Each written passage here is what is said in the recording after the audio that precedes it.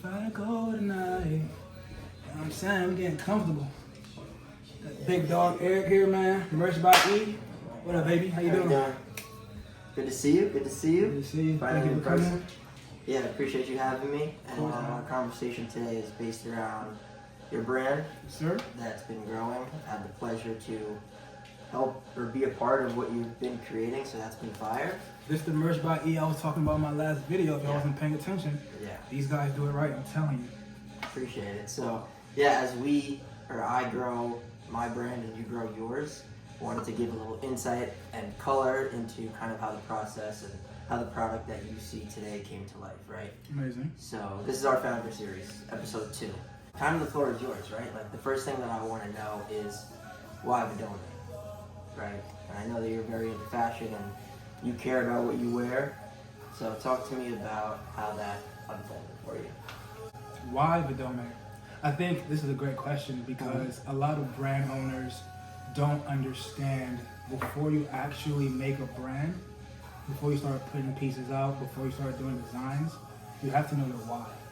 Because once you know your why, everything you do derives from that why, so it all makes sense, right? So for me, my why is Vedome is a message. You know, aside from the clothes, the events we're gonna do eventually, the objects, you know, everything that comes out of Vedome is a vehicle for the message that Vedome is trying to put out into the world. I've expressed what this message is many times with, you know, my writing and stuff like that, but it's just becoming aware. You're so aware of yourself that everything you do, everything you put your mind to comes to fruition. You know, and I kind of take that back as to being a kid. I know a lot of people like to say, oh, I do this for my 17-year-old self, and this and the third, and I'm the same way because the whole thing about Vedome is it's nostalgia for me. It's taking me back to this time where I was a kid and nothing felt impossible. You know what I'm saying? I felt like I became aware in the aspect of I understand where I am in my life, I understand where I want to go in my life, and I understand how to get there in my life. Yeah. So the reason why I think you and I work so well together is because you're obviously very passionate about the clothes that you're creating. Right. And that's kind of my business model, right? Like I think taking a blank t-shirt or a blank hoodie and slapping your logo on there is kind of like saturating and ruining what you're trying to do. Exactly. Because what separates you at that point, right? Like if you're using the same fabric and process as any Joe Schmo, cookie cutter manufacturers, same templates and all that. Where is the value? So that's kind of my side of the story, right? Like where did Merch by E and my company come in to where you feel like we've benefited your brand? I spoke a little bit about this in my last video, but what you guys did / what you guys do and how you guys separate yourself that made me want to work with you from my other manufacturers that I've been working with for decades was you were so personable, right? Like you do have a manufacturing company overseas and have people working overseas and stuff like that, but like you're here in New York, boots on the ground, middlemaning between your people and us as the creators, and so it's more hands-on. Like my whole thing back in the day was I need to find a manufacturer who I can be hands-on with because I'm so detailed, I'm so meticulous. And you know, my conversations. Like I'm so detailed, I'm so meticulous. So like my whole thing was I needed to find a manufacturer who can let me come in and drag my nuts. And like not only drag my nuts, but help me drag them pause. You know what I'm saying? And that's exactly what you guys did. Because your input made sense to me. And as a stubborn ass creative, you coming in with your input and making sense. I'm like, oh shit, these guys know what they're doing. So that's why I feel like the synergy and the, you know, we just connected. You know what I mean? And I love that. Thank you. Love that. Anytime. So I obviously don't know if you know this. So I had a streetwear brand myself. I remember it was fire. For 4 years. It was called, I don't even know if I should say the name. But anyway, I was able to facilitate these unbelievable relationships overseas to eventually I got to a point where the factories were now mine. Right. So the difference between working with somebody on Alibaba or however these people find their manufacturers on TikTok, not only could they get into issues with like trust, right? Because if you don't have the trust in a partnership, you're chopped. So we have these extreme relationships overseas to create not only like things within timelines, but if you can't get something to the market quick enough, that's another thing that I see hold brands back. A lot of time, yeah. So when I was running the process with you, We had our ideas. Mm-hmm. Not only did we put the ideas to action, but we got it to a point where you can now sell it to your customers and you can put money into your pocket quicker than if you were working with somebody else. Exactly. So as we continue to like grow out this process, you were kind of like, I don't want to call you like the exemplary, but you were the exact reason as to why we're able to build this thing. You're a creative that happens to be in New York just like I am. You're passionate about your brand and you also know what you're talking about. Right. So working with you and then having my side of the coin with my team out there, like this could go to wherever you want to take it. Right. And that's kind of like the point of this interview, is to not only inspire you hopefully, but everybody else who's watching, like we have the secret sauce. Right. You have what you could do, I have what I could do, and that's why you're seeing like a sold out collection in how long? Like 2-3 weeks. Right. It's crazy. I was telling people about this earlier in my former video. I keep mentioning my former video. Go watch that shit. Tap in. You gotta tap into it or you're gonna be lost on something. I'm telling you. Because like this is the thing about fashion too. Like people forget that fashion isn't just now. Like fashion has been happening. You know what I'm saying? Like everything that's you're seeing today is being referenced. It's art. You know what I'm saying? It's from the archives. It's from the house codes. Like it's been happening. Fashion is history. If you don't learn the history, you're gonna be lost. You're just gonna be following trends and following the algorithm and floating heads on Instagram telling you what's what. Yeah. You know what I'm saying? So like for me, this is Vedome's history in the making. Like I know I've been around for a minute, but I didn't document like I wanted to. You know what I mean? I didn't do this. You know, I was so painstakingly behind the scenes that I was hurting myself to that point. You know what I mean? So now I'm thinking like, okay, I'm presenting the Vedome history, so when people look back, they can see where we started. And this is it right here. Like the last video was episode 1 of what the heck is going on here. Now this is just like a little more informative, a little more like conversation, a little more like, oh shit, something might be going on here. You know what I mean? The way I see this type of interview is just like two like-minded entrepreneurs who are in the same lane, slightly different, but have a plan of how they're going to impact fashion one way or another, right? You're more so on the creative side. You're working with your ideas, bringing those to life, and I'm just kind of facilitating that process for you. Right. In a way where it's like, this works, and I know that we can work together for, it could be 100, 150 years before we're gone. Right. Exactly. If this brand is still here, the process can be the process. Exactly. So we're kind of building a foundation now. That's it. That's what it's all about. Posterity. And posterity for the future generations. generations. Yeah, that's a big word. You feel me? SAT word. One question that I would have for you is, why did you make the switch from being a brand owner to being the person that helps brand owners' dreams come to fruition? I think it's a big switch. No, it is, and that's a great question that, to be honest with you, I don't 100% even have the correct answer to, because every day I wake up and I miss having my clothing brand. Like I was so. That's why I asked, because I can't. I was so attached to my brand to where like I poured everything I had into it, like truly. Like everything I had into it. I was working other jobs, but still prioritizing my brand. I was on Friday, Saturday nights when I was going out, like I still had the brand in the back of my mind. Like how can I improve, right? So it's not a transition. Like I don't want to say that word is like I transition out of it, because hopefully one day I get to a point where I can rock my own brand. But just being able to work with creatives just like you every single day, like I learn from you. Right? Like I get on calls every day with clients, like I learn from them. They're giving me information. Like yes, I have my experience and I know what I'm talking about, but there's so much more out there. So once I was able to like put out products for people and that they really appreciated it, like revenue aside, like obviously like selling it, like that stuff is great.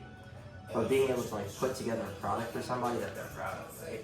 Like that's one, it's hard to do. It might not be that hard for like people like you. No, it is. It's super hard. It's like a rewarding thing to go to somebody and be like, hey, look, that hoodie that you mocked up 6 weeks ago, like here it is. It's exactly how you want it. Like this fits perfect. This is now like representation of you. So here you go. Like, and that's kind of like a really, really rewarding part of what I do, and I'm looking forward to like continuously doing that with our company. So I hope that answers it. Another thing, I mean, this doesn't, you're doing amazing in your brand, and this is just the beginning, but what I have seen in the industry so far is like it is getting slightly saturated just because of the ease of how it is to go, and you see these people on TikTok and social media and they put some stuff together, and sometimes, to be honest, it works.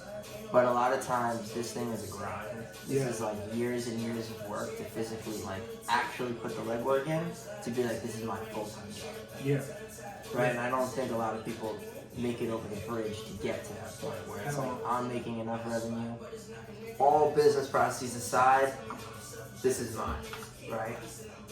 So, I mean, it's great for me because there's going to be a lot of brand owners that are looking to get to that next level through manufacturing. Well, 100%. So hopefully we could connect those. But to be honest, like, if you're making 50, 100 t-shirts and these customers aren't coming back, it's not really that valuable. I need to work with people like you where I, like, see it. Like, I see it, I believe in it, I know your first order is not going to be your last. Exactly. Right? You could sell to somebody once, twice, but if you sell to them 3 times, 4 times, like, you have a brand. You're a brand. Right. So. And I'm thinking about something that you said in your answer of why you left or how you feel about the transition and all that. You said you learn from your calls and you learn from the people and the brand owners that you're talking to and this and the third. Yeah. I think that is so important because for me as a creative, as a brand owner, I'm still learning. And I say I've been doing this for a while because I have been doing it for a while. Vedome started in 2016. 2016 the idea came to me in a coma. Yeah. I've never told anyone that before, but like the idea of Vedome came to me. I was in the hospital, but the idea of Vedome came to me in a coma.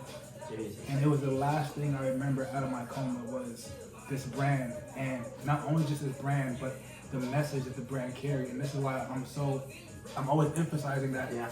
Vedome is not really a brand. It's a very intangible thing. It's just a vehicle. Because all I care about is getting the message out there. Yeah. Yes, I can do it in a very fashionable and creative way. Yes, I can do it with events.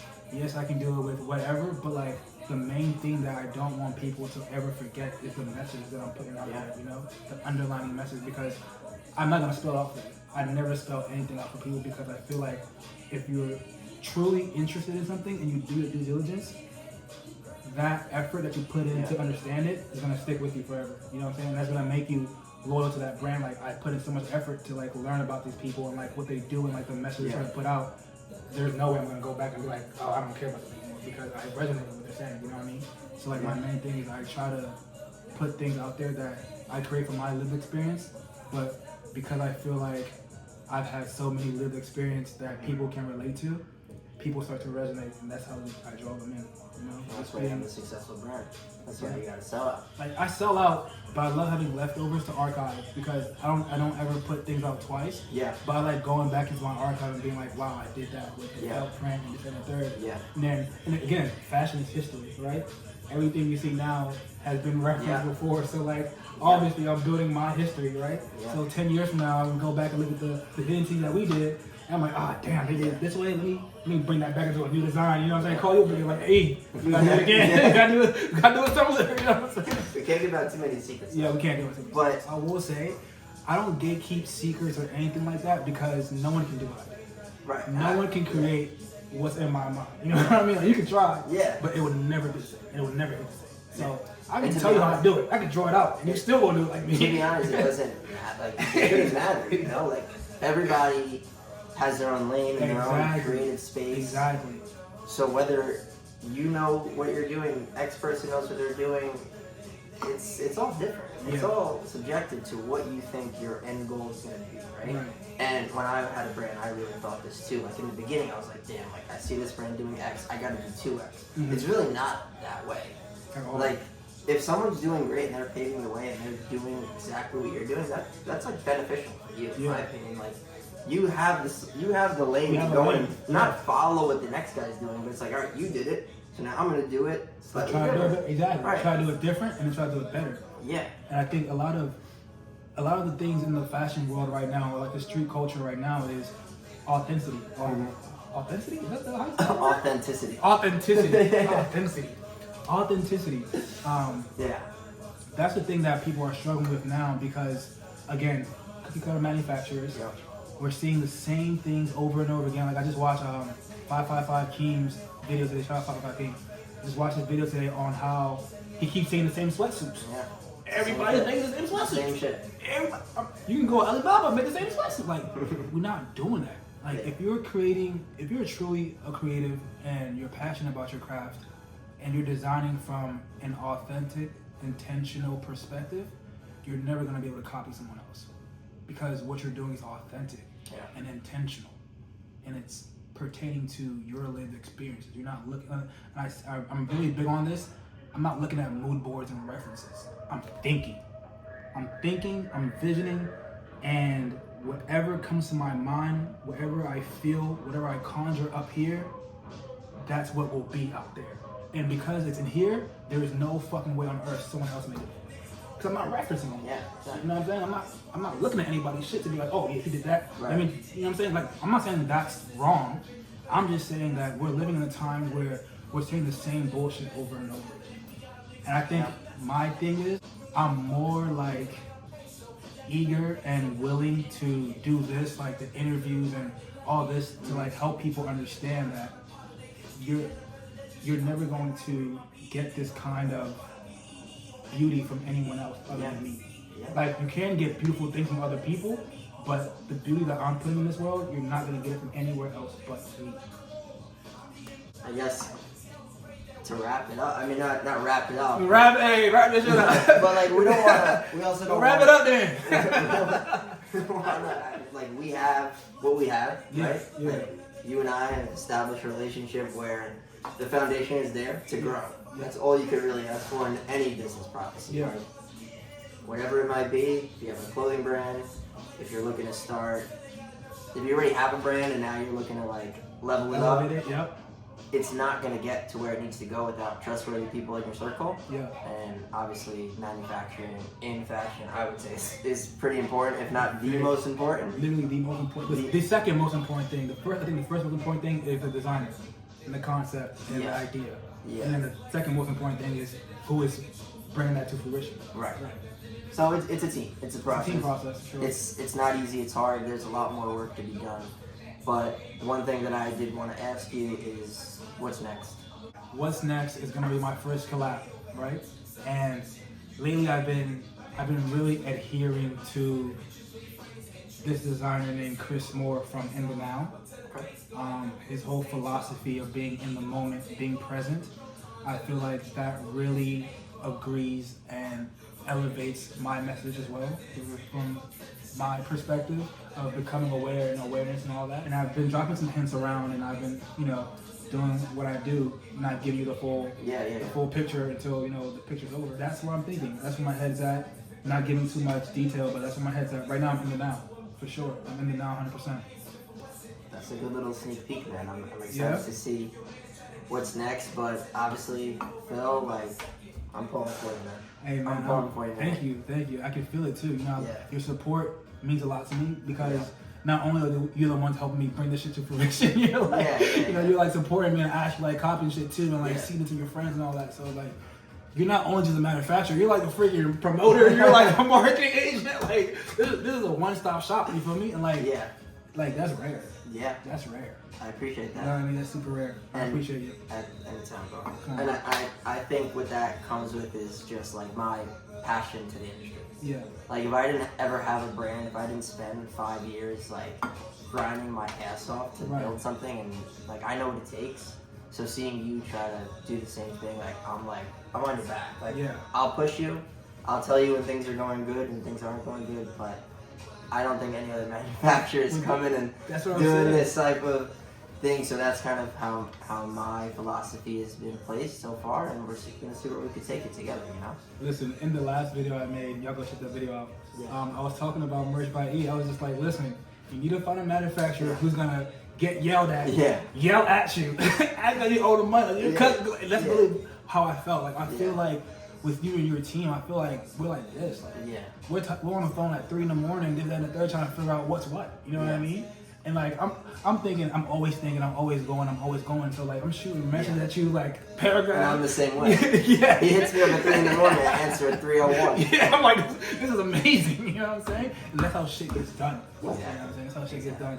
And I think that's why we see the product, and I think that's why your customers have reacted very well to it, and I think that's why there's none left. So stay tuned for whatever this guy is dropping next. He's extremely creative, extremely hardworking, and we'll see where we can take it together, Let's man. see where we take it, man. Listen, That's it, bro. E, I appreciate you. Yeah. I appreciate you what you're doing for the fashion community and like all these emerging brand owners. I wish we had this in 2016. We probably would have been billionaires by now, brother. I'm telling you. But I wish. I wish, dude. But like, it was a pleasure having you. You know, interview me and like get more detail about the brand. This is definitely like me stepping more out of my comfort zone. Yeah. And I know we're in this era where people are not fucking with brands anymore. They're fucking with the brand owners and stuff like that. Yeah. And I'm a very like, don't fuck with me, fuck with my brand kind of guy. Yeah. So like, this is like a, you know, it's a little experiment. I like it. You know what I mean? It's raps. But yeah, man. See y'all in the next one. Yeah. Yeah, merch by E. Vedome, man, we doing some crazy shit, dude. We're just doing crazy shit and we're just having fun doing it. You either get with it or get lost, you feel me? You know what I'm saying? More knowledge will be dropped, potentially. Get lit or get lost, you heard? That's No, I can't. Hey, Freddie to drop some new shit. Yeah.